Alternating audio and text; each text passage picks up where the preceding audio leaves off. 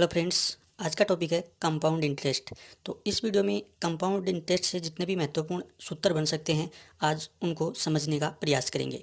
और अगला वीडियो होगा उसमें हम प्रत्येक टाइप के पर्सन जो कंपाउंड इंटरेस्ट से हैं उनको समझने का प्रयास करेंगे। तो चलिए शुरू करते हैं महत्वपूर्ण सूत्र। तो इसमें पहला होता है चक्रवृद्धि ब्याज। चक्रवृद्धि ब्याज निकालने के लिए क्या करना पड़ता है हमें, जो पर्सन में हमें मूलधन दिया रहता है, मूलधन इंटू में 100 प्लस दर बटे में 100 और ये घात में आ गया समय माइनस मूलधन, तो हमारा चक्रवृद्धि ब्याज निकल जाता है। उसके बाद में आता है मिश्रधन। मिश्रधन में क्या करते हैं, मिश्रधन इंटू 100 प्लस दर बटे 100 और घात में आ गया समय, तो ये हमारा मिश्रधन निकलता है। उसके बाद में हम मूलधन निकाले इससे, तो मूलधन हो गया हमारा, इस तरफ ले आएंगे मिश्रधन की तरफ, इसको हम इस तरफ ट्रांसफ़र करेंगे तो ये 100 ऊपर आ जाएगा, 100 प्लस दर और ये घात में समय हो जाएगा। तो ये तीन महत्वपूर्ण सूत्र थे, चक्रवृद्धि ब्याज, मिश्रधन और मूलधन, हम किस प्रकार से निकाल सकते हैं। तो ये तीन सूत्र ये आपको इस टॉपिक को समझने में काफ़ी मदद करेंगे। तो चलिए देखते हैं आगे। अगला पॉइंट है हमारा, जब हमें पर्सन में दरें अलग अलग दे देगी, एक वर्ष की दर दे दे अलग, दूसरे वर्ष की अलग दे दे, तीसरे वर्ष की अलग दे दे, तो उसका हम किस प्रकार से सूत्र बनता है और किस प्रकार से उस पर्सन को सोल्व करेंगे। तो हमें दर दे दे कि पहले वर्ष, दूसरे वर्ष और तीसरे वर्ष की क्रम से दर दे दी हमें R1%, R2% और R3%। तो हमें मिश्रधन निकालना है, तो मिश्रधन बराबर में मूलधन 100 प्लस R1 बटे में 100, 100 प्लस R2 बटे में 100, 100 प्लस R3 बटे में 100, हम इस प्रकार से उसका मिश्रधन निकाल सकते हैं। और इसी का चक्रवृद्धि ब्याज निकालना हो तो सिंपल यही फॉर्मूला रहेगा, लास्ट में हम इसमें से मूलधन माइनस कर देंगे तो ये हमारा चक्रवृद्धि ब्याज निकल के आ जाएगा और मूलधन हम इससे निकाल लेंगे।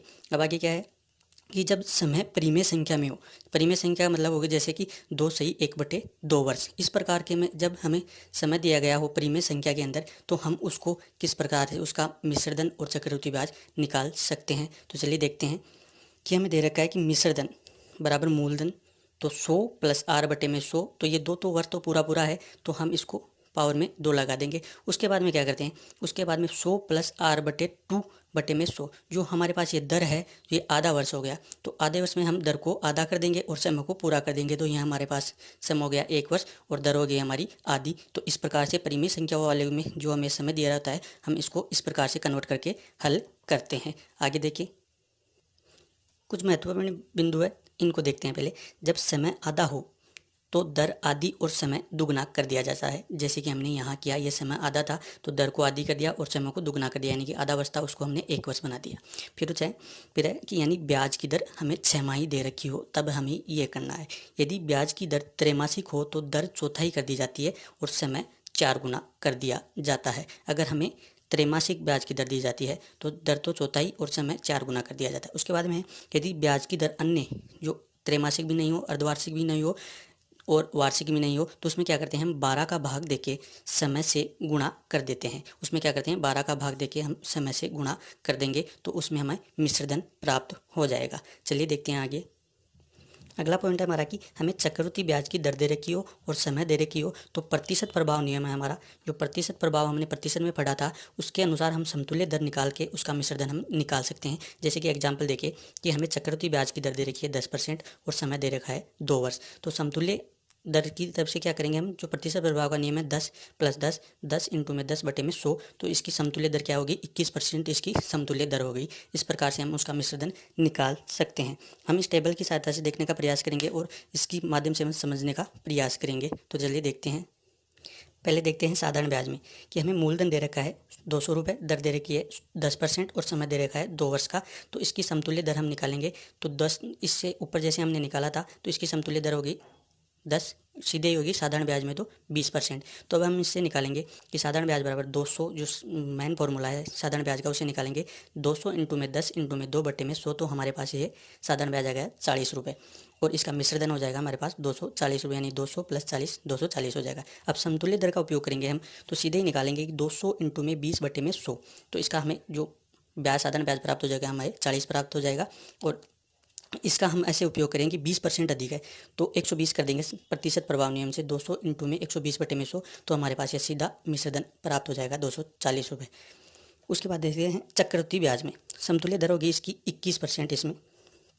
उसके बाद चक्रवृद्धि ब्याज निकालते हैं तो समतुल्य दर का उपयोग करते हुए, तो 200 इंटू में 21/100, तो ये हमारे पास 42 रुपये चक्रवृद्धि ब्याज प्राप्त हो गया। अब हम मिश्र दर निकालेगा सीधा, तो 21% अधिक, तो 200 इंटू में 121/100 करके हम इसका 242 हमें मिश्र दर निकाल सकते हैं प्रतिशत प्रभाव नियम का प्रयोग करके। तो उम्मीद करता हूँ ये आपको अच्छे से समझ में आ गया होगा। देखते हैं आगे एक क्वेश्चन देखते हैं कि 8,000 का 10% वार्षिक ब्याज की दर से 1.5 वर्ष का चक्रवृद्धि ब्याज क्या होगा।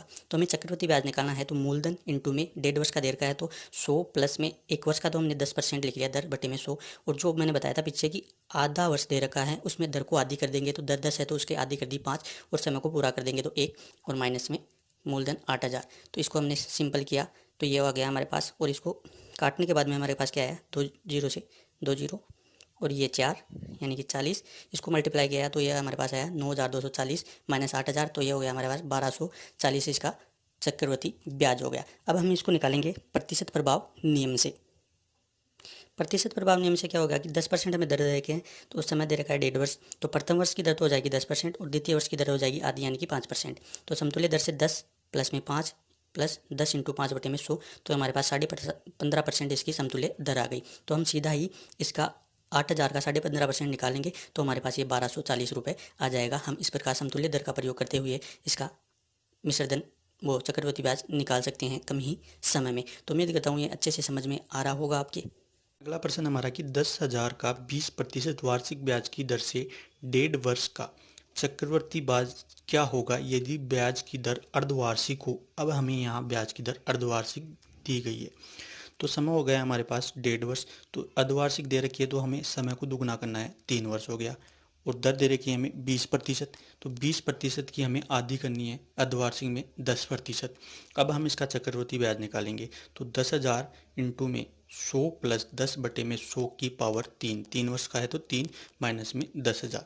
तो इसको हमने सोल्व किया तो 0 से 3 जीरो और 11 को हम 3 बार मल्टीप्लाई करेंगे, हमारे पास आएगा 1331, और ये 10 से इसको मल्टीप्लाई कर दिया और 10,000 माइनस किया।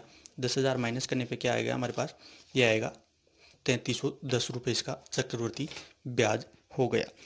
ये था हमारा। इसका अब अल्टरनेटिव देते हैं कि हम इसको समतुल्य दर वाले से यानी प्रतिशत प्रभाव नियम से किस प्रकार सॉल्व कर सकते हैं। प्रतिशत प्रभाव नियम से हमें अर्धवार्षिक की दर दे रखी है 10% और समय दे रखा है 3 वर्ष। तो समतुल्य दर निकालने के लिए हमें 2 वर्ष का ही लेना होगा। पहले 2 वर्ष का लिया तो 10 इंटू 10 प्लस 10 इंटू 10 बटे में 100, तो ये हमारी होगी 2%। 2 वर्ष की समतुल्य दर होगी 21%। फिर 1 वर्ष की और बच रही है तो 21 प्लस 10 प्लस 21 इंटू 10 बटे में 100, तो ये हमारे पास आ गई 33.1% समतुल्य दर आ गई है हमारी 3 वर्ष की 10% की अर्धवार्षिक दर से।